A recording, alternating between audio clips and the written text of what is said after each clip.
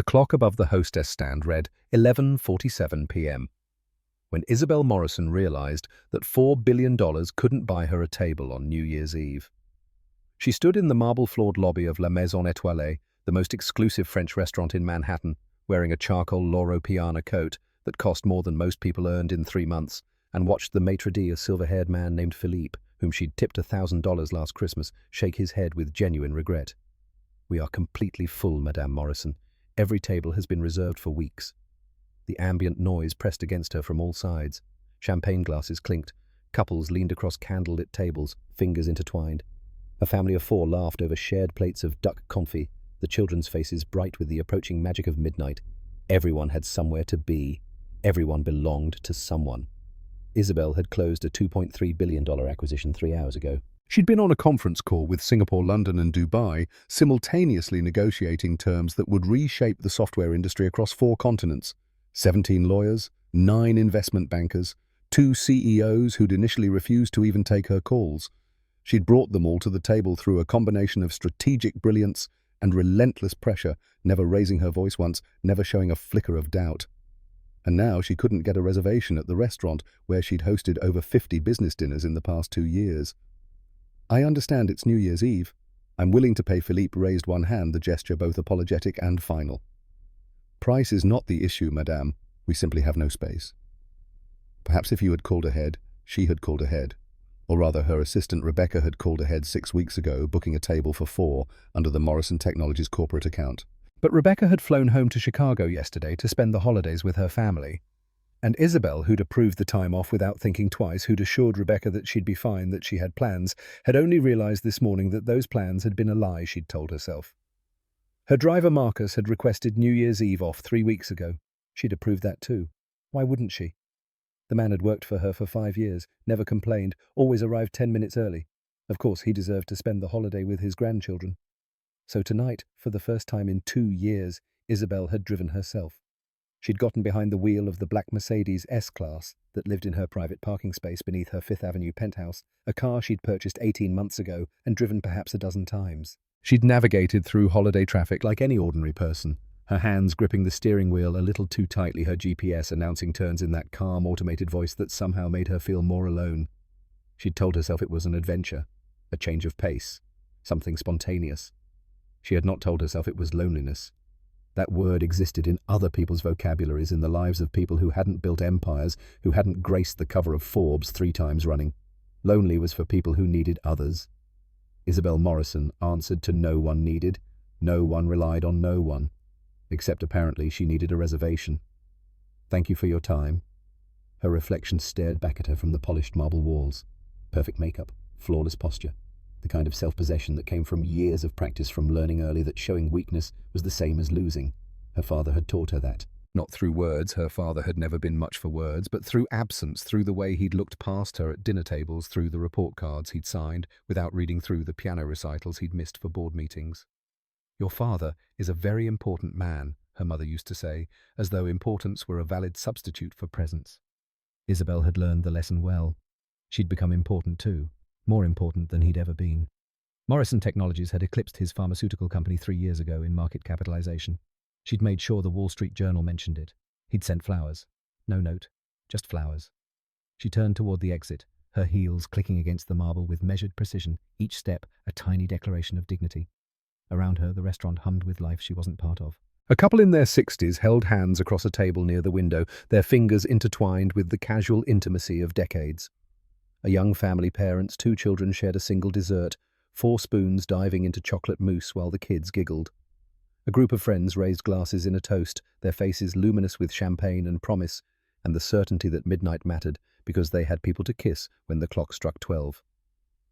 Isabel had her penthouse overlooking Central Park, a wine collection worth more than most people's houses. Silence so complete she could hear her own heartbeat. She was 5 feet from the door, her hand already reaching for the brass handle, when she made the mistake of looking back. A man was standing at a corner table near the window, black, early 40s, wearing a navy suit that fit well but wasn't designer. Beside him, a little girl with intricate braids looked up, her brown eyes reflecting candlelight. The girl said something Isabel couldn't hear. The man glanced in Isabel's direction, his expression unreadable for half a second. Then he raised his hand and waved her over. Not a small wave, not tentative. A clear gesture that said, "You, come here." Isabel froze. Her brain processed the moment in fragments. A stranger, a black man she'd never met, inviting her to his table, in the most exclusive restaurant in Manhattan, on New Year's Eve. Every instinct told her to leave. This was charity. This was pity. This was someone who'd recognized her from magazine covers and decided to perform an act of benevolence he could later tell at parties. "I once invited Isabel Morrison to my table when she couldn't get a reservation. You should have seen her face." But the little girl was smiling at her now, standing on her chair to wave too, and there was nothing performative in that smile. Just pure, uncomplicated kindness from someone who didn't know that Isabel Morrison didn't need rescuing. Except she did. God help her, she did. She walked toward their table. The man pulled out the empty chair across from him with one hand, the gesture economical and sure. Up close, she could see the faint shadows under his eyes, the kind that came from years of insufficient sleep from carrying weight that didn't show in photographs. His hands were scarred across the knuckles, small white lines that spoke of physical labor of work that left marks. "I'm Deacon Rivers. This is my daughter, Trinity." The girl Trinity bounced slightly in her seat, her braids swinging. "I'm 8, and you're really pretty." "Are you a queen?" "You look like a queen, despite everything, despite the hollow ache in her chest and the champagne buzz from drinks she'd had alone before driving here." Isabel felt her mouth curve into something approaching a smile. "No, I'm not a queen. That's okay." "Queens are boring anyway. They just sit on thrones and tell people what to do. You look like someone who does stuff." Isabel glanced at Deacon, expecting him to correct his daughter to apologize for the forwardness. But he was watching her with an expression she couldn't quite pass. Not pity, not recognition. Just a quiet steadiness, as though he understood something about her she hadn't said aloud. "Please sit." She sat. The waiter appeared a different one, not Philippe, thank God, and handed her a menu without comment, as though wealthy women joined strangers' tables at midnight every day. Perhaps they did. Perhaps this restaurant had seen stranger things than Isabel Morrison accepting charity from a man whose suit jacket had a small thread loose at the collar. Trinity pointed to her plate where half a chicken breast sat in herb butter. "Daddy got me the kids' meal, but the chicken is huge. Do you want some? Sharing is caring." That's what Mama used to say before she went to heaven. The words hung in the air for a beat. Deacon's jaw tightened almost imperceptibly. Then he smiled at his daughter, and the smile was so full of love and grief tangled together that Isabel had to look away. "Trinity's fine baby girl. Let Miss Isabel order her own food." But Trinity was already pushing a piece of paper across the table. Not a napkin. A drawing done in coloured pencil on what looked like the back of a restaurant receipt. 3 stick figures holding hands, a tall one on the left, a small one in the middle, and on the right, a figure floating on a cloud-yellow crayon rays emanating from her head like a halo. "That's me and Daddy and Mama. We came here because this was Mama's special place. She loved the potatoes. They put cheese inside, and it's like magic." Isabel looked at the drawing at the figure on the cloud and felt something crack open in her chest. A fissure she'd spent years sealing shut with work and achievement and the armor of not caring. "Your mother has good taste." Deacon's voice was quiet when he spoke. "She did. She passed away 3 years ago. Lupus. Trinity was 5. I'm sorry." The words felt inadequate, a social formula that meant nothing. But Deacon nodded as though she'd said something profound. "Thank you." The waiter returned. Isabel ordered the first thing her eyes landed on: duck breast, medium rare sides she didn't care about. The waiter departed. Silence settled over the table, not uncomfortable but heavy with things unsaid. Trinity rescued them. "So what do you do, Miss Isabel? Are you a doctor?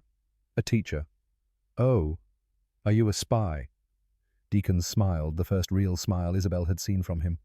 It transformed his face, softened the careful reserve he wore like armor. Probably not a spy baby girl. Spies don't usually wear coats that expensive. Isabel felt heat rise to her cheeks. She couldn't remember the last time she'd blushed. "I run a technology company. We make software that helps other businesses operate more efficiently." Trinity's nose wrinkled. "What software?"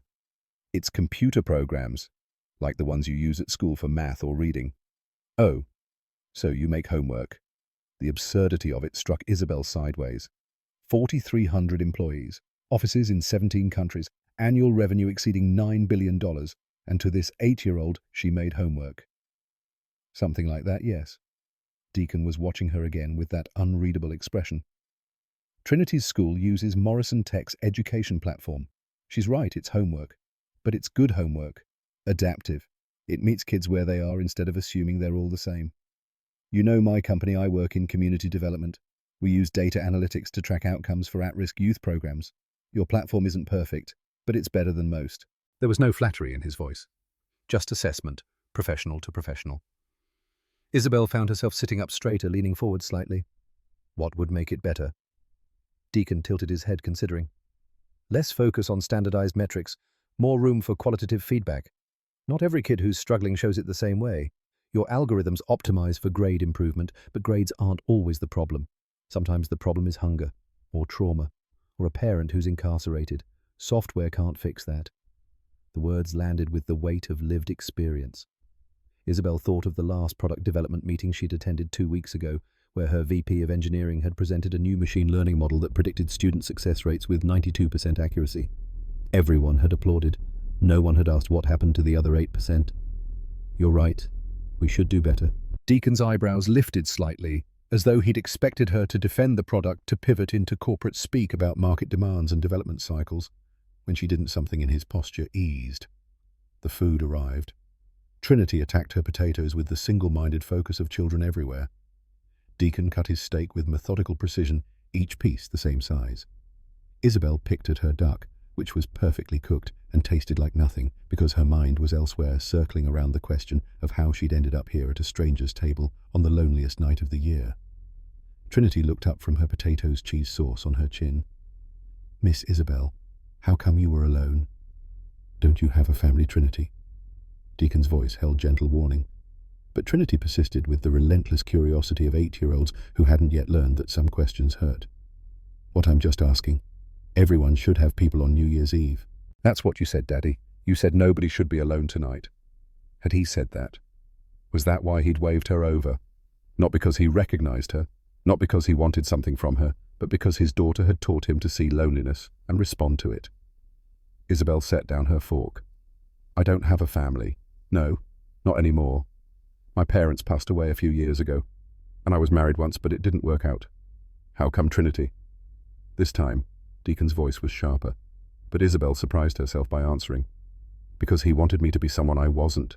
He wanted a wife who stayed home and hosted dinner parties and didn't work 80-hour weeks. And I wanted. She stopped. What had she wanted? She'd told herself she wanted success, wanted to build something that mattered, wanted to prove to her father that she was just as capable, just as important. But sitting here watching Trinity lick cheese off her fingers while Deacon smiled, despite his exhaustion, Isabel couldn't remember the last time she'd wanted something simple, something that couldn't be measured in revenue or market share or magazine covers. I wanted more. Deacon met her eyes across the table. Sometimes wanting more costs everything, and sometimes having more means nothing. The words hung between them, an admission she hadn't meant to make. Deacon held her gaze for 3 seconds longer than was comfortable, seeing past the expensive coat and the perfect makeup to something raw beneath. Trinity broke the moment by pushing her empty plate away with a satisfied sigh. I'm full. Can we have dessert? Deacon glanced at his watch, a simple Timex, not a Rolex, and winced. It's almost midnight, baby girl. We should save room for the champagne toast. I can't have champagne. I'm 8. You can have sparkling cider. It's fancy. As if on cue, the restaurant lights dimmed. Waiters moved through the crowd with trays of champagne flutes. The energy shifted, anticipation building like a wave. Couples moved closer together. Parents gathered their children. Everyone preparing for the moment when the old year died and the new one began pretending that midnight mattered, that the arbitrary rotation of Earth around the sun was somehow a fresh start, a clean slate, a chance to be different. Isabel had stopped believing in fresh starts around the same time she'd stopped believing her father would show up to her college graduation. He'd sent a card. Congratulations on your achievement. No signature, just his name printed at the bottom by whatever assistant he'd delegated the task to. A waiter handed her a champagne flute. She took it, the glass cold against her palm. Trinity received her sparkling cider in a plastic flute, holding it with both hands as though it were precious. Deacon raised his champagne, and for a moment Isabel thought he was going to toast with her, with them, this makeshift family of strangers bound together by loneliness and luck. But Trinity spoke first, her voice cutting through the ambient noise. Miss Isabel, do you cry a lot? The question landed like a physical blow. Deacon's face went tight. Trinity Rivers. That is not appropriate. Trinity looked genuinely confused. But Mama always said we should ask about feelings. She said grown-ups who don't cry keep their sad inside, and if you don't let it out, it stays stuck in your chest forever. Is your sad stuck? Miss Isabel? The restaurant blurred. Isabel blinked hard, willing her vision to clear her throat to unclench. When was the last time she'd cried? She couldn't remember. Not at her father's funeral. She'd been too numb, too aware of the investors and board members watching to see if grief would make her weak. Not when her marriage had imploded. She'd been too angry, too focused on protecting her assets in the divorce. Not even when she'd stood alone in her apartment on her 38th birthday 6 months ago, looking out at Central Park and realizing she didn't have a single person to call who would care. No, I don't cry much. Sometimes I want to, but I can't.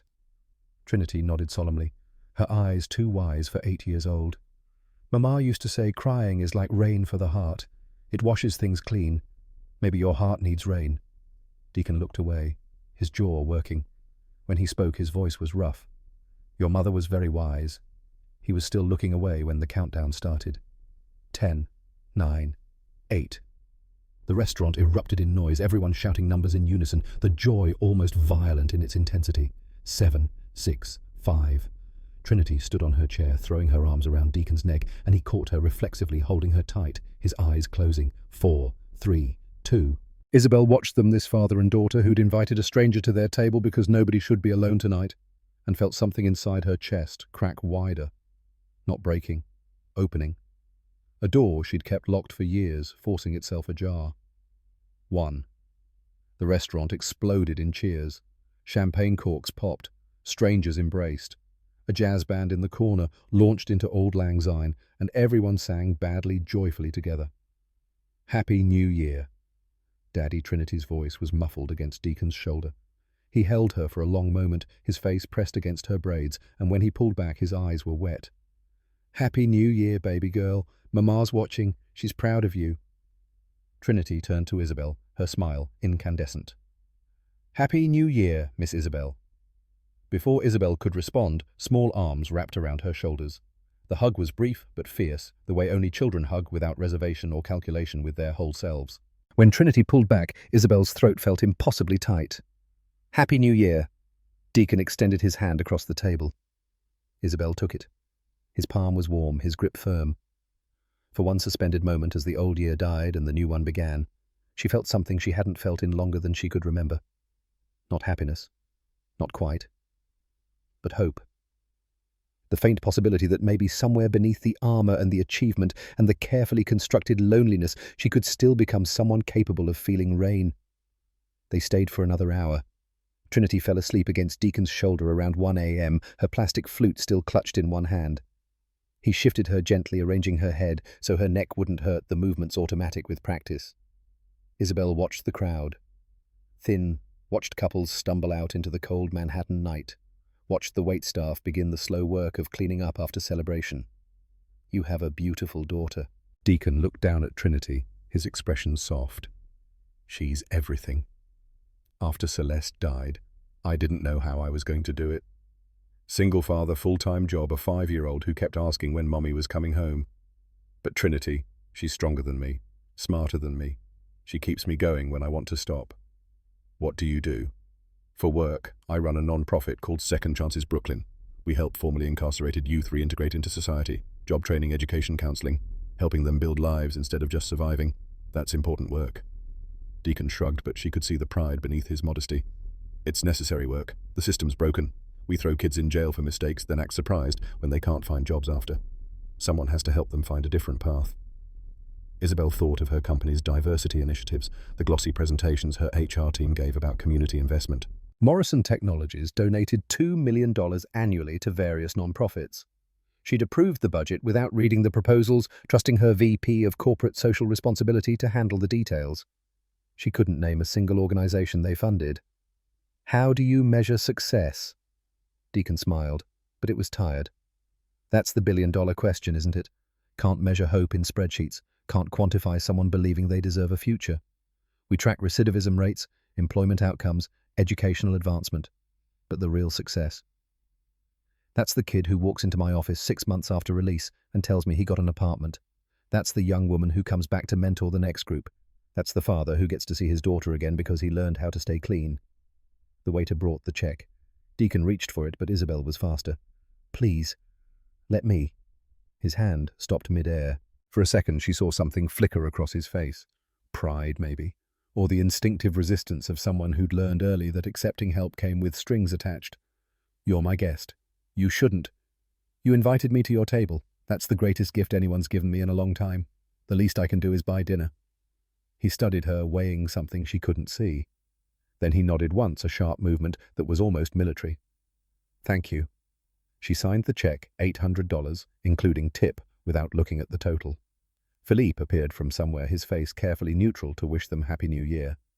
He didn't meet Isabel's eyes. She wondered if he felt guilty about turning her away, or if he'd already forgotten. Outside, the Manhattan night was crystalline with cold. Snow drifted down in lazy spirals, not enough to stick, but enough to make everything look softer, cleaner, like the city was trying on a new skin. Deacon carried Trinity, who remained deeply asleep, her arms dangling, her breathing steady. He'd produced a small pink coat from somewhere and bundled her into it with one hand while supporting her weight with the other. Isabel stood on the sidewalk, suddenly uncertain. What happened now? Did she thank them again? Offer them a ride? Ask for a phone number? She'd negotiated billion-dollar deals with heads of state, but had no script for how to say goodbye to the strangers who'd saved her from eating takeout alone while watching other people's fireworks. Deacon shifted Trinity's weight slightly, settling her against his shoulder. Thank you for joining us tonight. Trinity was right. Nobody should be alone on New Year's Eve. Thank you for inviting me. She stopped. What could she say that wouldn't sound pathetic? I was desperate. I was so lonely I almost went home and finished a bottle of wine by myself. I can't remember the last time someone looked at me like I was a person instead of a net worth figure. I'm glad I stayed. Something in Deacon's expression shifted, a crack in his careful reserve. Do you have plans tomorrow? For New Year's Day? The question caught her off guard. Plans? Trinity's been talking about wanting to make pancakes. My specialty, Celeste's recipe, actually. She makes them every New Year's morning. It's kind of a tradition. You're welcome to join us if you want. Isabel's first instinct was to decline, to thank him politely and retreat to the safety of her apartment, to the familiar isolation where she knew the rules, where she couldn't be disappointed because she'd stopped expecting anything. But Trinity's words echoed in her head. Your sad is stuck inside. I'd like that. Very much. Deacon pulled out his phone with his free hand, the movement awkward while holding a sleeping 8-year-old, and they exchanged numbers. His contact information appeared on her screen. Deacon Rivers, a Brooklyn area code. Nothing more. 10 a.m. We're in Bedford-Stuyvesant. I'll text you the address. 10 a.m. I'll be there. He nodded, then shifted Trinity again and started walking toward the corner where a yellow cab idled at the curb. Isabel watched them go, the tall man and the small girl, their silhouettes softened by falling snow, and felt the crack in her chest widen a little more. Her car was 2 blocks away in a parking garage. She walked slowly, letting the cold seep through her expensive coat, watching her breath make clouds in the frozen air. Around her, New York was still celebrating, still drunk on champagne and possibility. Car horns blared. Someone set off fireworks in the distance, illegal but joyful. A group of college kids stumbled past, arms linked, singing off-key. Isabel unlocked her Mercedes and sat behind the wheel without starting the engine. Her phone rested in her lap, Deacon's number visible on the screen. She should Google him. Due diligence. Make sure he wasn't some kind of con artist who'd recognized her and was running an elaborate scheme. Second chances. Brooklyn was probably a real organization, but that didn't mean. She closed the phone without Googling anything. Tomorrow she'd meet them for pancakes in Bedford-Stuyvesant, a neighborhood she'd never visited despite living in Manhattan for 15 years. Tomorrow she'd sit in their home, probably small, probably modest, probably nothing like her apartment, and eat breakfast with strangers who'd shown her more kindness in 3 hours than she'd experienced in 3 years. Tomorrow she'd try to be someone who deserved that kindness. She started the engine and pulled out of the garage, joining the slow river of New Year's traffic heading north. Her GPS announced turns in that calm, automated voice. Her hands gripped the steering wheel a little too tight. And somewhere in her chest, behind the armor and the achievement and the carefully constructed walls, something that felt almost like hope began tentatively to unfold. The apartment building on Hancock Street looked nothing like the neighborhoods Isabel knew. 3 stories of red brick fire escapes zigzagging down the facade like iron vertebrae windows reflecting the pale winter sun. She'd driven past it twice before parking her GPS, insisting she'd arrived, while her instincts insisted she'd made a wrong turn, somewhere between Fifth Avenue and this corner of Brooklyn, where bodegas outnumbered Starbucks and the sidewalks were narrower, cracked real. Trinity answered the door before Isabel could knock, still wearing pajamas covered in stars, her braids slightly disheveled from sleep. "You came. Daddy said you might not come because rich people don't always keep promises, but I said you would because you have kind eyes." The words hit harder than they should have. Isabel stepped inside the hallway, immediately warmer than the January cold outside, smelling of coffee and something sweet baking. Deacon appeared from what must have been the kitchen, wearing jeans and a faded Howard University sweatshirt, flour dusted across one forearm. He looked different in daylight, younger somehow, though the shadows under his eyes remained. "Trinity, what did we talk about?" "That I shouldn't say everything, I think, especially not things about rich people keeping promises. But it's true. You said I said a lot of things I shouldn't have. Go wash your hands and get dressed. We have a guest." Trinity disappeared down a hallway, her footsteps thundering despite her small size. Deacon wiped his hands on a dish towel, his expression somewhere between embarrassment and resignation. "I apologize. She has no filter. She's honest. I appreciate that." He gestured toward the kitchen, a space barely large enough for 2 people to stand comfortably. Mixing bowls crowded the counter. A griddle heated on the stove, its surface already glistening with butter. On the refrigerator, dozens of Trinity's drawings were held by mismatched magnets, stick figures, rainbows, a surprisingly detailed rendering of what looked like the Brooklyn Bridge. "Coffee, please." He poured from a French press into a mug that read, "World's okayest dad." A gift from Trinity's last birthday, he explained, because she'd learned the word irony at school and wanted to use it. Isabel accepted the mug, wrapping both hands around its warmth. Through the kitchen window, she could see the neighboring building's brick wall, a fire escape, someone's laundry, frozen stiff on a line. No sweeping views, no marble countertops. Just the tight geometry of people living close together, their lives pressed against each other by proximity and economics. "This is nice." Deacon followed her gaze, then looked back at her with an expression she couldn't quite read. "It's small.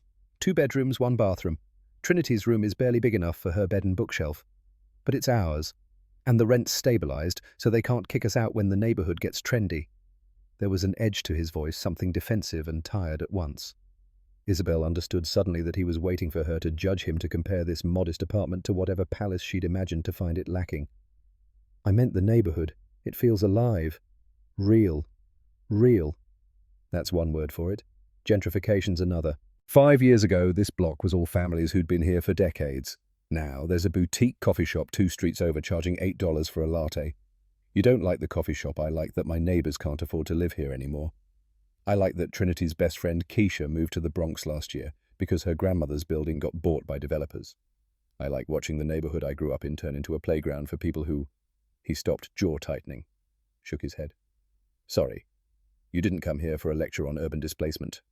But Isabel stepped closer, setting down her coffee. "No finish. People who, what? People who see Brooklyn as a brand instead of a community, who move here for the authenticity and price out everyone who made it authentic in the first place." The silence stretched between them, taut with implications neither of them wanted to name. Isabel thought of the real estate section of the Times, the articles about Brooklyn neighborhoods becoming hot markets, the cheerful descriptions of formerly affordable housing now worth millions. She'd read those articles over breakfast, sipping coffee in her apartment, and never once considered the families displaced to make room for people like her. Trinity burst back into the kitchen wearing jeans and a purple hoodie, her braids now neatly redone. "Can I help with pancakes?" Deacon's expression softened immediately, the tension draining from his shoulders. "You can measure the chocolate chips, 2 handfuls like Mama taught you." While Trinity counted out chocolate chips with exaggerated care, Deacon poured batter onto the griddle in perfect circles. His movements were economical, practiced the muscle memory of someone who'd made this recipe hundreds of times. Isabel stood to the side, feeling useless and out of place. Her designer jeans suddenly ridiculous in this kitchen where function mattered more than fashion. "Can I do anything?" Deacon glanced at her, considering. "You know how to flip pancakes, I can learn." He handed her the spatula, then positioned himself behind her, his hands guiding hers to slide under the edge of a pancake, flip it in one smooth motion. The pancake landed perfectly golden brown and studded with melting chocolate. Trinity cheered. "You did it." "Now you're a pancake expert. I wouldn't go that far. But Trinity was already talking, her enthusiasm boundless, explaining how Mama had invented this recipe when she was sick and couldn't eat regular food, but chocolate made everything better, so they put chocolate in everything. Pancakes, oatmeal, even scrambled eggs. Once, though, that was gross, and they never did it again. Deacon's face went still at the mention of Celeste, grief flickering across his features like shadows. Then he smiled at Trinity, genuine and sad at once. Eggs and chocolate was definitely a mistake. They ate at a small table by the window, Trinity between them, syrup dripping down her chin, despite Deacon's attempts to make her use a napkin like a civilized person. The pancakes were perfect, fluffy, sweet, rich with chocolate, and something else Isabel couldn't identify, some secret ingredient that made them taste like home, even though she'd never had a home that felt like this. What's the secret? Deacon raised an eyebrow. The secret to the pancakes. There's something I can't place. Vanilla extract and a pinch of cinnamon. Celeste said, cinnamon makes chocolate taste more like itself. Trinity nodded seriously. Mama was a scientist of delicious. She was. The conversation shifted to lighter topics. Trinity's school, where she was learning long division and hating every minute of it. Deacon's non-profit, where funding had been cut by 30% in the latest city budget. Isabel found herself offering solutions before she could stop herself. Grants Morrison Technologies could fund corporate partnerships that could provide resources, connections to philanthropists who might help. Deacon's expression grew more guarded with each suggestion. Finally, he set down his fork. I appreciate the thought, but we've been down that road before. Corporate funding comes with expectations, metrics, proof of impact. And when you're working with kids who've been incarcerated, success doesn't fit neatly into quarterly reports. I'm not trying to impose metrics, I'm trying to help. Help! That word again. His voice had gone flat. Trinity looked between them, her fork suspended mid-air, sensing the shift in atmosphere, even if she didn't understand its source. Isabel felt her face heat. I don't understand. You need money. I have money. Why is that a problem? Because money isn't neutral. It comes with power, and power changes relationships. If you fund second chances, suddenly I'm accountable to you. Suddenly I'm worried about disappointing you, about meeting your expectations instead of serving my community's needs. Suddenly we're not equals. We're not equals. That's just reality.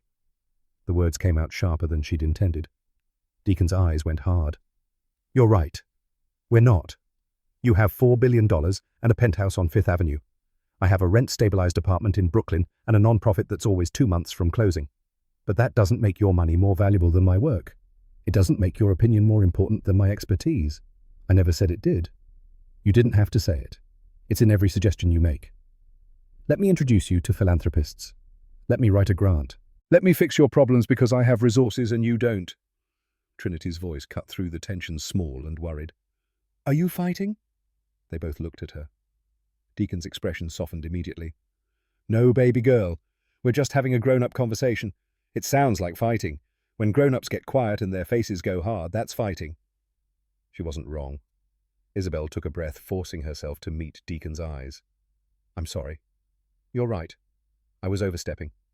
He studied her for a long moment, some of the hardness leaving his face. I know you mean well, but good intentions don't erase power dynamics. If you want to help, the best thing you can do is listen. Learn. Stop trying to solve problems you don't fully understand. The words stung because they were true. Isabel had spent her entire career solving problems, fixing inefficiencies, optimizing systems. The idea that her expertise and resources might not be the answer to everything felt like admitting she was fundamentally useless. Trinity pushed her plate away, syrup-sticky hands leaving prints on the table. Can Miss Isabel come to the park with us? We always go to the park on New Year's Day. It's another tradition. Deacon looked at Isabel, the question implicit. She could leave now, retreat to her apartment and her familiar isolation, chalk this up to an interesting experiment that had run its course. Or she could stay. I'd like that, if I'm still welcome. Something in Deacon's face shifted, not quite a smile, but close. Trinity would be devastated if you left now. She's already planning to teach you how to make a proper snowman. I've never made a snowman. Trinity's eyes went wide with horror. Never. Not even when you were little. Not even then. That's the saddest thing I've ever heard. Even sadder than the ice cream thing. The park was Prospect Park, vast and white under yesterday's snow. Families dotted the landscape, parents pushing strollers, kids shrieking down hills on sleds, dogs bounding through drifts.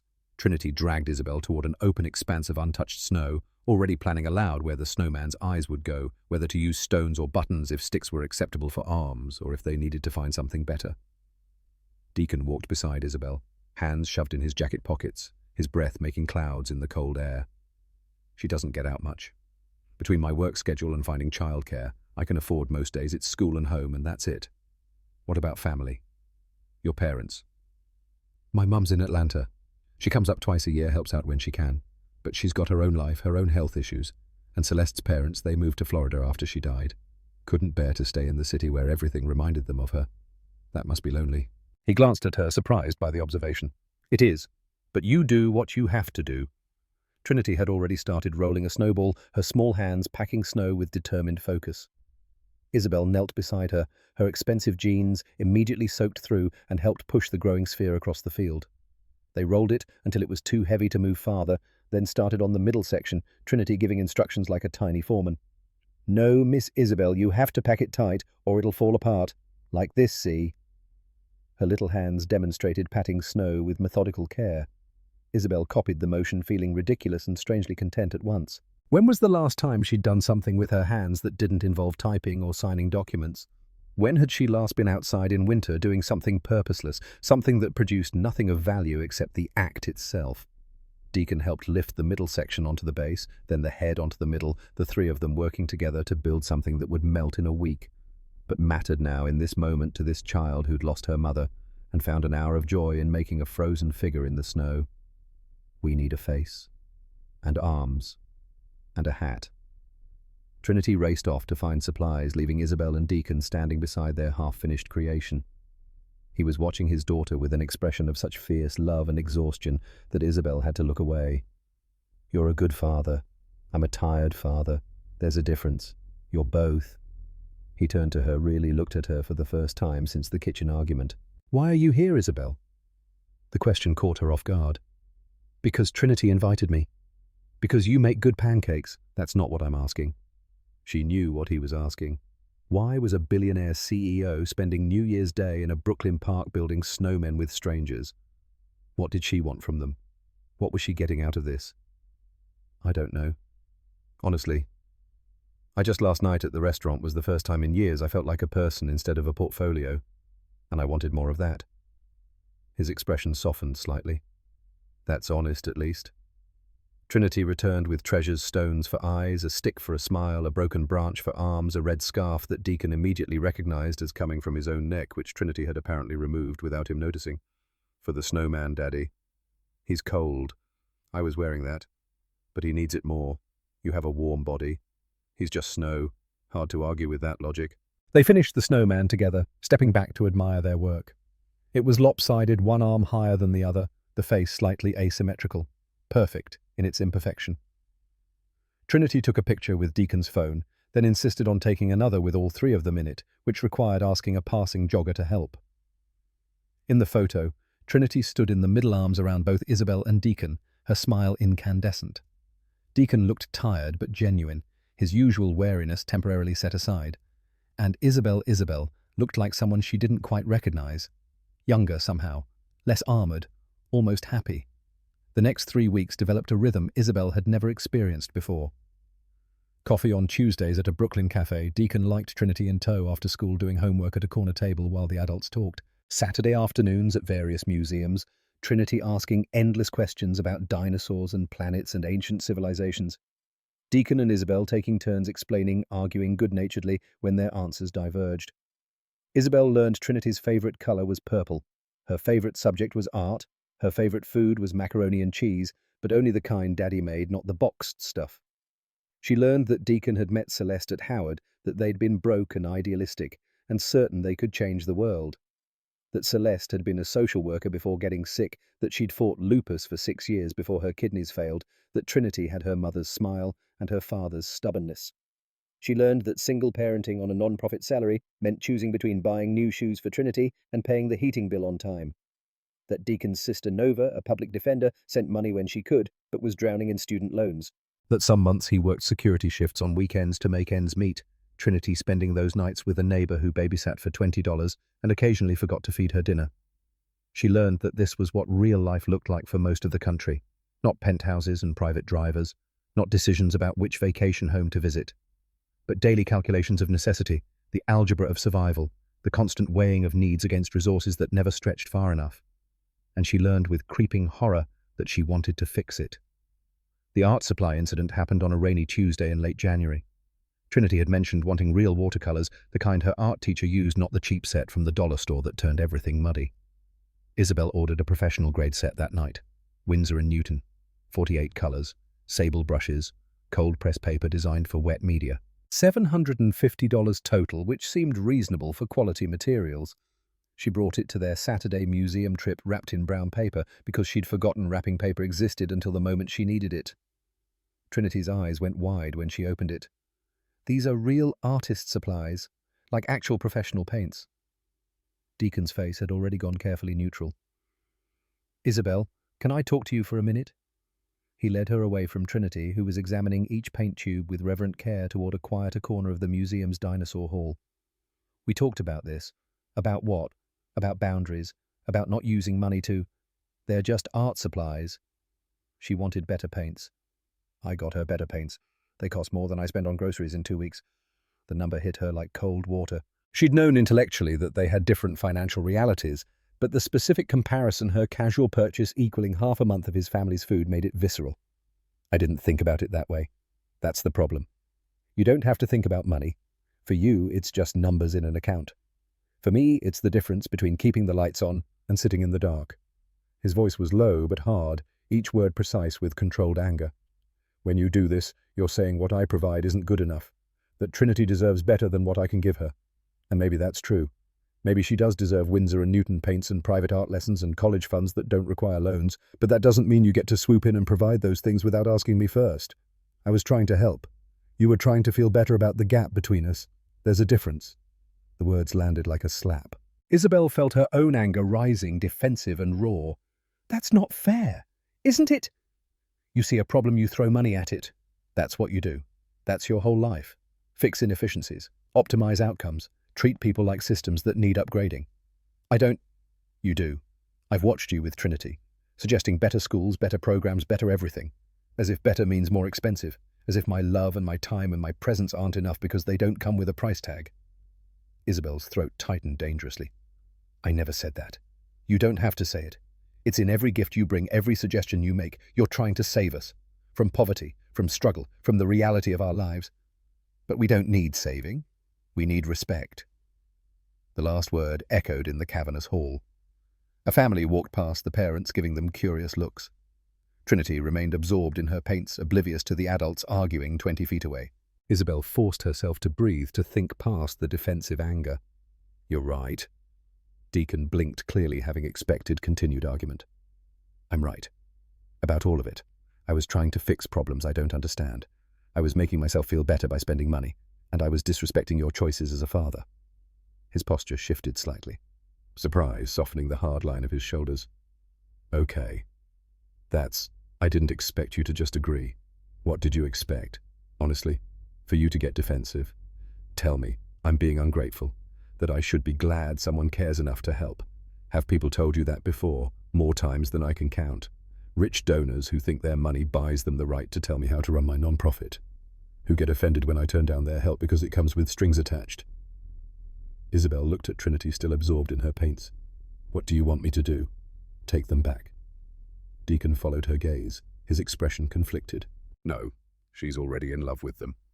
But next time, if there is a next time, ask me first. Let me be part of the decision, even if the answer makes no sense to you. That's fair. They stood in silence for a moment, the tension slowly draining from the space between them. I'm learning. I know I'm not very good at it yet. Something in Deacon's face softened. You're trying. That counts for something. They returned to Trinity, who had already started planning her first painting, something involving unicorns and rainbows and possibly dinosaurs, the logic of 8-year-olds defying adult concerns about genre consistency. Valentine's Day arrived, wrapped in freezing rain and forced intimacy. Deacon had texted that morning, Trinity insists you come to dinner. Fair warning, she's made handmade cards for both of us. Prepare to be glitter-bombed.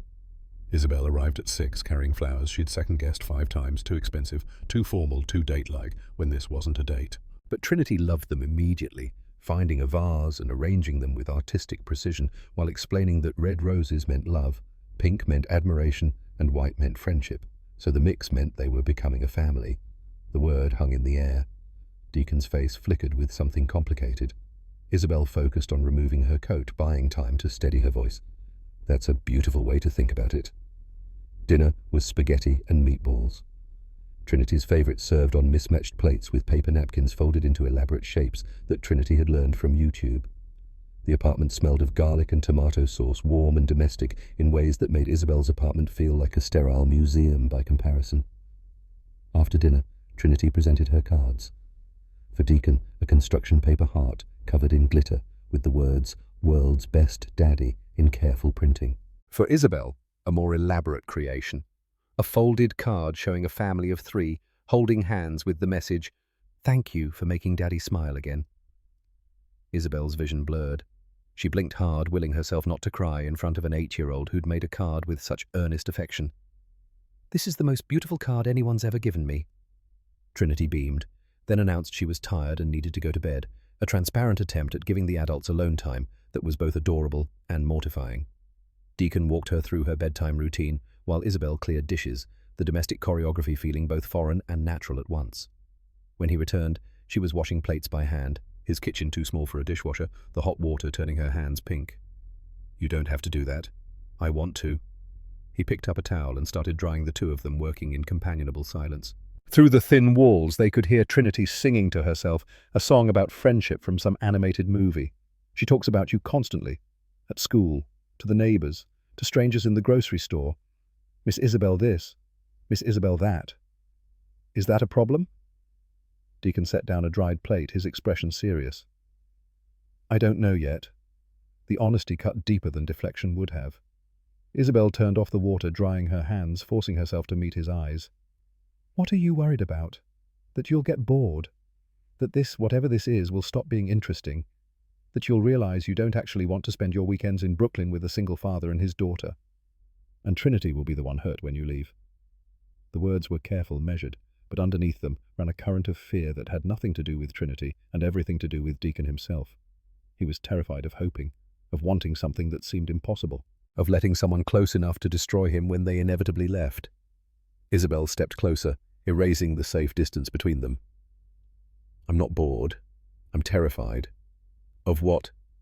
"That I'll mess this up. That I'll say the wrong thing, or do the wrong thing, or be the wrong person. That Trinity will realize I don't actually know how to be around children. That you'll realize I'm not worth the complications I bring." Deacon's hand came up, fingers brushing her cheek so lightly she almost imagined it. "You think I don't see the complications, your world and mine? They don't overlap. They collide. Every time I introduce you to someone from my neighborhood, I see them doing the math. Every time you suggest something that costs more than I make in a month, I'm reminded of the gap between us. So why haven't you ended this? Because Trinity's right. You make me smile again. And I forgot what that felt like." The space between them collapsed. The kiss was tentative at first, testing, asking permission with each movement. Then deeper, more certain, his hands in her hair, her fingers gripping his shirt. Years of loneliness compressed into one moment of connection, desperate and careful at once. Trinity's voice cut through from the bedroom. "Daddy, I need water." They broke apart, both breathing hard. Deacon rested his forehead against hers for 2 seconds, then stepped back. "I should go. She needs you." He disappeared down the hallway. Isabel leaned against the counter, her heart hammering, her lips still warm from his mouth. Through the apartment's thin walls, she heard him talking softly to Trinity, heard Trinity's high voice asking questions about the kiss she'd obviously witnessed, despite pretending she needed water. When Deacon returned, his expression was complicated. "She wants to know if you're my girlfriend now." "What did you tell her? That I need to talk to you first?" They sat on his small couch, careful space between them, the earlier passion replaced by careful negotiation. "I haven't dated since Celeste died. Not because I didn't want to, because I couldn't figure out how to want someone without feeling like I was betraying her memory. Do you still feel that way sometimes?" But Trinity drew a picture last week. 4 people, me, her, you and Celeste on a cloud. She said Celeste told her in a dream that it was okay, that I was allowed to be happy. What do you think? I think my 8-year-old daughter is wiser than I am, and I think I want to try this, whatever this is, if you're willing to be patient while I figure out what I'm doing." Isabel took his hand, the gesture small, but weighted with commitment. "I can be patient." "Good. Because fair warning, I'm going to mess up. I'm going to be overprotective of Trinity. I'm going to get defensive about money and pride and all the ways our lives are different. I'm going to push you away sometimes when I get scared, and I'm going to overstep. I'm going to try to fix things I shouldn't. I'm going to accidentally remind you of all the inequalities between us. I'm going to be terrible at this, so we're both disasters waiting to happen, basically. He smiled, real and unguarded. At least we're going into it with realistic expectations. They stayed on the couch until midnight, talking in quiet voices about everything and nothing. About their childhoods, hers, cold and achievement-focused, his warm, but shadowed by his father's absence. About Trinity's upcoming science fair project. About whether Isabel would meet Deacon's sister Nova, who was protective and suspicious, and would probably grill Isabel like a witness on the stand. When Isabel finally left, the freezing rain had turned to snow. Deacon walked her to her car, his presence solid and warm beside her. Same time next week. She turned to face him, snow catching in his hair, his eyes reflecting streetlight. How about tomorrow? Trinity wanted to show me her science fair idea. Tomorrow, then. He kissed her again, briefer this time, but no less significant. A promise. A beginning. Isabel drove home through empty streets, her wipers clearing snow as fast as it fell. Her apartment waited with its view of Central Park and expensive silence. But for the first time in years, she didn't dread the emptiness. Because tomorrow she'd return to that small apartment in Brooklyn, to the man who challenged her, and the girl who made her laugh, to the life she was learning to build one imperfect moment at a time. The photograph appeared on TMZ at 9:47 a.m. on a Thursday in early March. Isabel was in a board meeting when her phone started vibrating with notifications. Texts from Rebecca, from her PR director, from board members who'd apparently been checking gossip sites during the quarterly review. She ignored them all until the meeting ended, then looked at her screen in the elevator down to her office. The image was mundane enough, her Deacon and Trinity walking through Prospect Park, Trinity between them, holding both their hands, all three laughing at something off camera. Someone with a telephoto lens had captured intimacy that wasn't meant for public consumption. The headline made her stomach drop. Tech billionaire's secret family, Isabel Morrison, spotted with mystery man and daughter. The comments loaded before she could stop herself from scrolling. Some benign speculation about whether she was married, whether Trinity was adopted, whether this explained her increased philanthropic focus. Others more vicious racial slurs she wouldn't repeat even in her own head, questions about whether Deacon was after her, money speculation about Trinity's paternity that made Isabel want to throw her phone against the wall. Rebecca was waiting in her office laptop, open damage control already in motion. PR wants to put out a statement. Something vague about private life remaining private. No statement. That makes it a bigger story. So we just ignore it. We ignore it and hope it dies in 24 hours when some celebrity does something more interesting. But Rebecca's expression said she didn't think it would die that quickly. And Rebecca was rarely wrong about these things. Isabel called Deacon during her lunch break, which she never took but suddenly needed. He answered on the third ring, background noise suggesting he was outside. You saw it? His voice was flat. I saw it. Trinity came home from school crying. Some kid in her class said his mom showed him the picture, said I was dating you for money. The words hit like a fist to the sternum. Deacon, I'm so sorry. I'll fix this. My PR team can what make people stop thinking what they're thinking, make the internet forget, make Trinity's classmates unsay what they've already said. There was exhaustion in his voice more than anger. The weariness of someone who dealt with this particular brand of racism his entire life and was tired of explaining why it hurt. What do you need from me? I need you to understand that your world touches mine, and when it does, I'm the one who gets burned. Every time.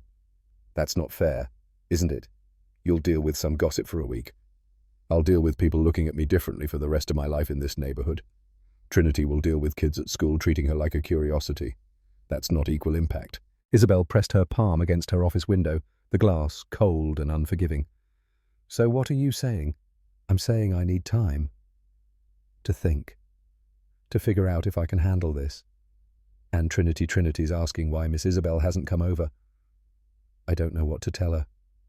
Tell her I'm sorry. He was quiet for a long moment. She doesn't need sorry. She needs you to show up or not show up. Kids don't understand maybes. The line went dead. 2 weeks passed in a kind of limbo. Isabel texted Trinity simple messages. Good luck on your math test. I'm thinking about you, and received responses that were cheerful but increasingly confused. Why can't you come over? Did I do something wrong? Daddy says you're busy, but you're always busy and you used to come anyway. Each message was a small knife between her ribs. She threw herself into work with the kind of manic focus she'd thought she'd outgrown. 18-hour days, weekend conference calls, a company expansion into 3 new markets that her CFO called aggressive and her competitors called desperate. She didn't care what they called it as long as it filled the hours between waking and sleeping. But at night, alone in her apartment overlooking the park, surrounded by perfect silence, she couldn't escape the truth. She'd ruined something precious because she hadn't considered the consequences of her visibility. She'd walked through the world for so long, assuming her success was neutral, that being photographed was just the cost of being important, that her choices only affected her. She'd been wrong. The email arrived on a Monday morning in late March, forwarded by Rebecca with the subject line, "FYI, you should see this." It was from the admissions office of the Whitmore Academy, an elite private school in Manhattan known for its arts program. Trinity Rivers had been accepted for the fall semester with a full scholarship covering tuition, room board and materials. The letter congratulated Deacon on his daughter's exceptional talent and mentioned almost as an afterthought that the recommendation letter from Isabel Morrison, CEO of Morrison Technologies and distinguished alumna, had been particularly compelling. Isabel stared at the screen, her coffee going cold in her hand. She hadn't written a recommendation letter. She opened her sent folder, scrolling back through weeks of emails, finding nothing. Then she checked her drafts folder and saw it a letter she'd written at 2 a.m. 3 weeks ago, after Trinity had texted, asking if Isabel thought she was good enough at art to be a real artist someday. The letter was effusive, detailed, full of specific examples of Trinity's talent and character. Isabel had written it as a kind of message to Trinity, a way to articulate what she couldn't say in a simple text. But she'd never meant to send it. She'd saved it as a draft, a private document. Except the draft had been in her main folder, not her personal one. And when her assistant had been organizing her inbox last week, filing and forwarding emails that needed action, she must have seen the letter addressed to Whitmore's admissions office and assumed it needed to be sent. Isabel's hands started shaking. She grabbed her phone and called Deacon. It went to voicemail. She called again. Voicemail again. On the 3rd attempt, he answered, his voice tight. "What? Did you get an email from Whitmore Academy?" Silence. Then a sound that might have been a laugh or a sob. "You've got to be kidding me. Deacon, I didn't mean to. You applied to a $40,000 a year private school for my daughter without asking me." "It wasn't like that. I wrote a letter, but I never meant to send it. My assistant must have what accidentally submitted a detailed scholarship application with supporting documents and recommendation letters. That happens by accident. The application was submitted weeks ago. I didn't even know weeks ago, when we were still together, when Trinity was still coming over and you were still pretending to respect my boundaries." "I do respect your boundaries." "No, you don't. You respect them when it's convenient, when they don't interfere with what you think is best. But the moment you decide you know better, you do whatever you want." His voice cracked on the last word. Isabel could hear Trinity in the background asking what was wrong, why Daddy was yelling. "I'm coming over. We need to talk about this in person." "Don't. We're done talking." "Deacon, please, I mean it, Isabel. Stay away from us. From Trinity. She's already asking about you every single day, every week, sometimes multiple times, wondering why you disappeared." "I won't let her get more attached to someone who's going to hurt her worse." "I would never hurt her. You already did. The moment you decided your judgment mattered more than mine. The moment you decided being her savior was more important than being her." He stopped. The silence stretched so long, Isabel thought he'd hung up. "Than being her what? It doesn't matter now." This time he did hang up. Isabel sat in her office as the sun tracked across the sky, her assistant knocking twice to check on her, her 3 p.m. meeting happening without her. She thought about driving to Brooklyn, forcing the conversation Deacon didn't want to have. But his words echoed in her head. "Stay away from us." And she knew showing up would only prove his point about her inability to respect boundaries. So she sat. And she thought. And she realized with the kind of clarity that only comes from losing something irreplaceable that Deacon was right about everything. She'd spent 3 months trying to fix their lives instead of simply sharing them. Every gift, every suggestion, every well-intentioned intervention had been about proving her value through resources rather than presence. She'd learned nothing from their fights because learning would have required admitting she didn't know better, and Isabel Morrison had built her entire identity on knowing better than everyone else. Love without respect is just control. He'd said that. She hadn't understood it then. She understood it now. The decision came slowly, painfully, like extracting shrapnel from an old wound. She couldn't fix this with apologies or explanations. She couldn't buy her way back into their lives. The only thing she could do was prove through sustained action over time that she was capable of change, and the only way to do that was to disappear. She sent one text to Deacon. "I'm sorry for everything. I won't contact you or Trinity again unless you reach out first. I hope someday you can forgive me." His response came 3 hours later. "Goodbye, Isabel." 2 weeks passed in a fog. Isabel moved through her days on autopilot: board meetings, investor calls, product launches that should have excited her, but instead felt hollow. She'd deleted Trinity's number from her phone to remove the temptation to text, but she'd memorized it anyway, her fingers hovering over the keypad a dozen times a day before she forced herself to put the phone down. Rebecca found her in her office on a Friday evening, staring at her computer screen without seeing it. "You've been here since 6 a.m. Go home. This is home." Rebecca sat down across from her, something she never did without invitation. "What happened with the guy from Brooklyn? It ended. Because of the photo. Because I'm incapable of not trying to control everything. Because I decided I knew better than he did what his daughter needed. Because I'm my father's daughter, and apparently I learned all his worst lessons." Rebecca was quiet for a moment. "Your father was a lot of things, but he never second-guessed himself. The fact that you're sitting here questioning your choices means you're not him. Doesn't matter. The damage is done. So fix it." "I can't. That's the whole point. I can't fix this one. I can only—" She stopped the thought forming even as she spoke it. "I can only become someone who doesn't need to fix everything." Rebecca raised an eyebrow. "That sounds suspiciously like personal growth. It sounds impossible." But the seed was planted. The next morning, Isabel called Graham Whitfield Morrison Technologies' CFO and the closest thing she had to a mentor. "I need advice about something that isn't business."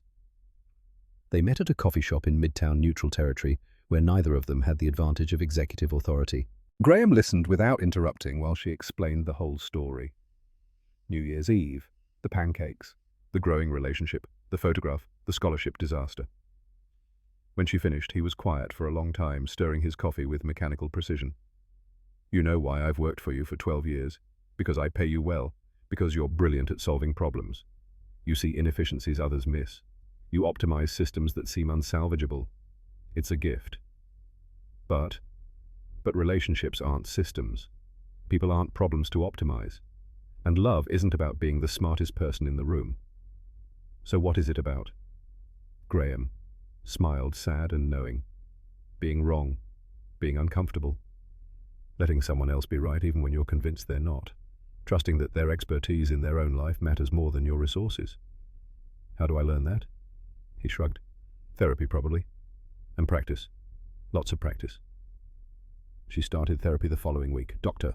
Sarah Chen had an office in Greenwich Village that was small and cluttered and nothing like Isabel expected. No leather couch, no notepad, just 2 chairs facing each other and a woman in her 60s who looked at Isabel like she could see straight through the armor. "Tell me why you're here." "Because I destroyed a relationship by trying to control it, and I don't know how to not control things." "That's honest." "What did control give you? Safety. Success. The ability to never be disappointed because I never depended on anyone." "And what did it cost you?" "Everything that matters." The sessions became a routine. Tuesday afternoons, 50 minutes of excavating her childhood, her father's cold indifference, her mother's complicity in that indifference, the way Isabel had learned that love was conditional, that approval had to be earned through achievement, that needing people was weakness. Dr. Chen asked questions that had no easy answers. "What are you without your money? If you couldn't solve problems, how would you show love? When was the last time you let yourself need something you couldn't buy?" Isabel left each session feeling flayed open and strangely lighter, as though naming the wounds was the first step in healing them. But therapy wasn't enough.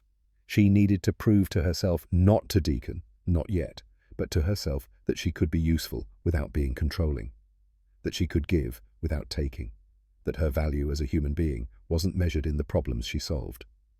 She found the answer in a place she'd never thought to look. The Queen's Literacy Project occupied a converted warehouse in Jackson Heights, its walls covered in children's artwork and alphabet posters. The director, a black woman in her 50s named Nicole Harris, looked up from a pile of permission slips when Isabel walked in. "Can I help you? I'd like to volunteer. Reading to kids, maybe, or whatever you need." Nicole studied her with the assessing gaze of someone who'd seen plenty of wealthy do-gooders show up with good intentions and zero follow-through. We have orientation on Saturday mornings, 9 a.m. Don't be late. Isabel showed up at 8:45 wearing jeans and a sweater instead of her usual designer armor. The other volunteers were a mixed college students fulfilling service hours, retirees with time to spare, a few parents whose kids had aged out of the program but who'd stayed to help. Nicole went through the procedures with brisk efficiency, then assigned everyone to different groups. Isabel got the 6-year-olds. 6 children who could barely sit still, who interrupted constantly, who had strong opinions about which books were boring and which were cool. She read Where the Wild Things Are Too Fast, stumbling over the rhythm, losing their attention halfway through. One girl, Maya, looked up at her with brutal honesty. The last volunteer was better at voices. Isabel felt her face heat. I'm still learning. I'll try harder next time. Maya considered this. Okay, but you gotta practice. Wild things need scary voices. She came back the next week, and the week after that. She practiced voices in her car, feeling ridiculous and determined at once. She learned to slow down, to show the pictures longer, to pause at the exciting parts, to build anticipation. The kids were merciless critics, but also quick to forgive their attention won by genuine effort rather than perfect execution. Nicole noticed. You're getting better. The words were simple, but they hit harder than any quarterly earnings report. Isabel had spent her life being the best at everything she did. Being adequate, being improving, felt like failure and victory at once. By June, she'd fallen into a routine that would have been unrecognizable to her January self. Work until 5, no later. Therapy on Tuesdays. Volunteering on Saturdays. Sunday afternoons at the Literacy Center, helping Nicole write grant applications, using her business expertise in service of someone else's mission rather than her own empire. She learned that Maya's mother worked 2 jobs and couldn't afford books at home. That one boy, James, had been homeless until last month and still flinched at loud noises. That another girl spoke only Mandarin at home and was learning English through these reading sessions. She learned that showing up consistently mattered more than showing up perfectly. That these kids didn't care about her net worth or her magazine covers. They cared about whether she remembered their names, whether she listened when they talked, whether she brought the books they'd requested last week. It was the hardest work she'd ever done, and the first time in her life she felt like she was doing something that mattered, not because it was lucrative or impressive, but because it was human. Nicole pulled her aside one Saturday in late July. I need to ask you something, and I need you to be honest. Okay, why are you really here? Because most people like you, successful, busy, important, they volunteer once or twice and then disappear. But you've been coming every week for 4 months, so either you're running from something or running towards something. Which is it? Isabel thought about Deacon's words, about Trinity's question, about the person she'd been in January versus the person she was trying to become. Both.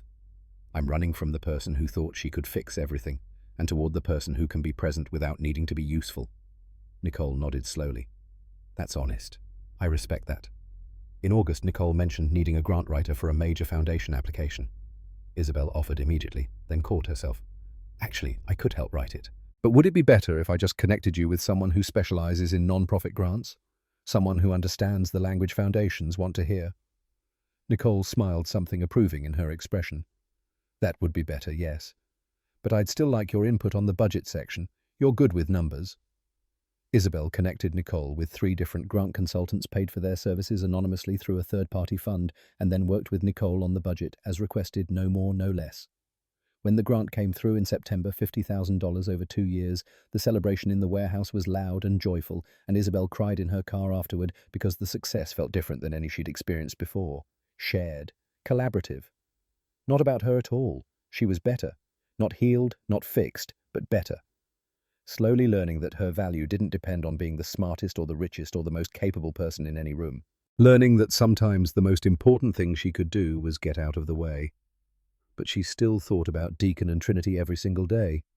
Still wondered if Trinity had started at Whitmore or if Deacon had rejected the scholarship out of principle. Still saw their faces in crowds that resolved into strangers. Still reached for her phone to text Trinity about something funny that happened at the Literacy Center before remembering she'd given up that right. The letter arrived in mid-September, forwarded through Morrison Technologies' main office. Plain envelope, Brooklyn postmark, Deacon's handwriting on the front. Isabel stared at it for 10 minutes before opening it, her hands shaking. The letter was handwritten on lined paper, his script neat and careful. Isabel Nova convinced me to write this. She said I was being stubborn and proud, and she's usually right about these things, even when I don't want to admit it. Trinity asks about you constantly every week, sometimes every day, wanting to know why you can't come over anymore, whether she did something wrong, why promises don't mean anything to grown-ups. I don't have a good answer. I've been angry at you for 6 months. Justified anger, I think. You crossed lines. You disrespected my authority as a parent. You assumed you knew better, but I've also been hiding, using my anger as a shield against being hurt again, using my pride as an excuse not to risk hoping. Trinity drew another picture last week. 4 people again, you, me, her and Celeste. But this time Celeste's arms are outstretched like she's pushing us together. Trinity said Celeste visited her in a dream and said she's tired of waiting for Daddy to stop being scared. I don't know if I believe in dreams or signs or 8-year-olds having wisdom beyond their years. But I know I miss you. I know Trinity misses you. And I know that being right about your mistakes doesn't make me less lonely. I'm not ready to jump back in, but maybe we could talk. Just talk. No promises beyond that. Trinity misses you, and so do I. Deacon. Below his signature was a phone number and an address. His apartment. An invitation. Isabel read the letter 5 times, tears streaming down her face, her chest so tight she could barely breathe. Then she called Dr. Chen's emergency line, something she'd never done before. Something happened. Something good. And I'm terrified I'm going to ruin it again. Dr. Chen's voice was calm. What do you need, permission to hope? Or courage to stay scared? I don't know which. Maybe you need both. Maybe hope and fear aren't opposites.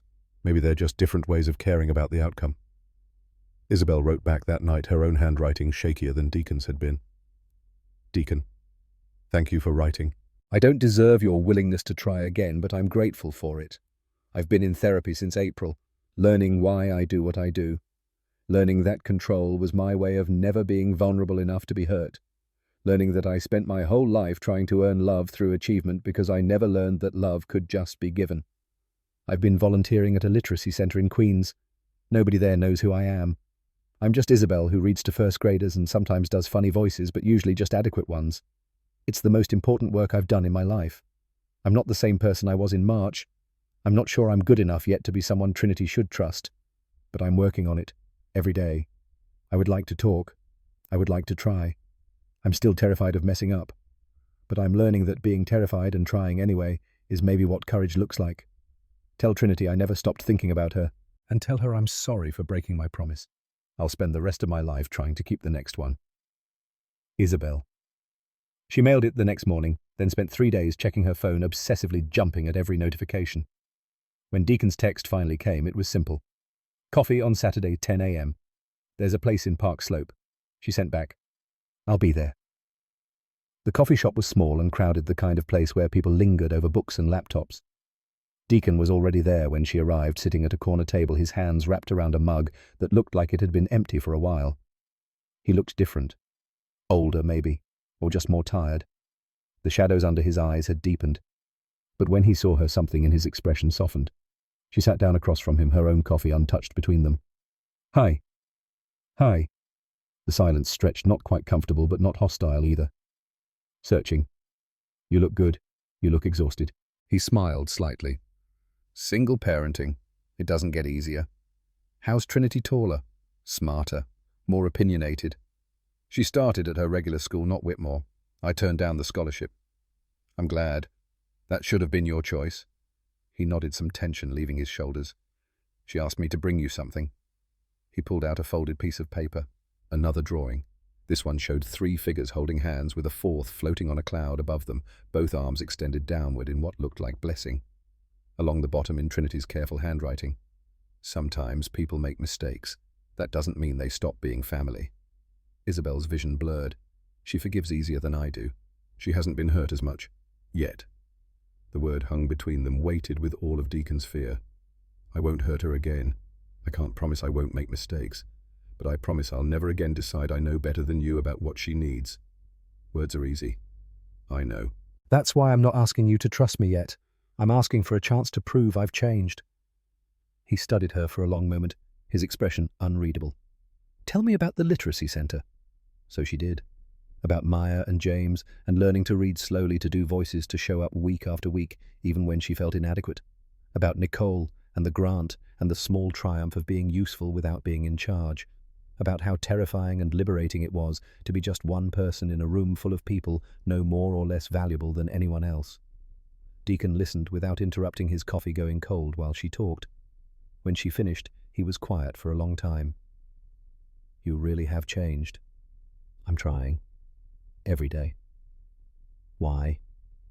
"Because I met a man and his daughter who showed me what family could look like. And I realized everything I'd built, the company, the money, the success, meant nothing if I couldn't share it with people who saw me instead of my net worth."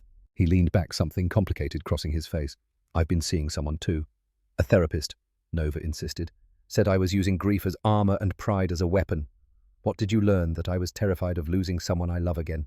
So terrified that I pushed away the first person since Celeste who made me want to risk it." His voice cracked slightly on the last word. Isabel's throat tightened dangerously. "Are you still terrified?" "Yes. But I'm learning that being terrified and trying anyway is maybe what courage looks like." He smiled slightly, recognizing his own words reflected back. "We're both disasters. Probably.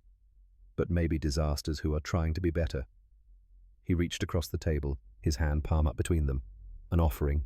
A question. Isabel took it, his palm warm against hers. "I'm not ready to jump back in. We need to go slow. For Trinity's sake and mine. Whatever pace you need. And you need to meet Nova. She's protective and suspicious, and she will absolutely grill you. I can handle that. And I need you to understand that there will be days I push you away. Days I get defensive about money and pride and all the ways our worlds don't fit together. I understand. And Trinity comes first. Always. No matter what. I wouldn't want it any other way." He squeezed her hand once, then let go, but the connection remained. "Okay, let's try this." Slowly. Slowly. They stayed for another hour, talking in quiet voices about everything and nothing.